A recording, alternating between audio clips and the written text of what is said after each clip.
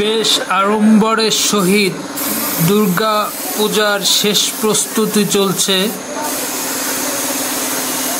দুর্গা মূর্তির সাজসজ্জা এবং রঙের কাজ করা হচ্ছে। কারুশিল্পী খুব সযত্নে দুর্গা মূর্তির রঙের কাজ সম্পন্ন করছেন। আগামীকাল রাত পোহালেই পূজা শুরু হবে। এই মূর্তিটি হচ্ছে বাগেরহাট সদরের পুরাতন বাজারে অবস্থিত রাধেশ্যাম মন্দিরের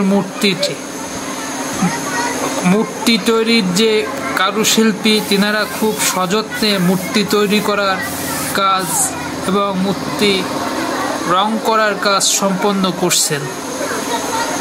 ধন্যবাদ সবাইকে।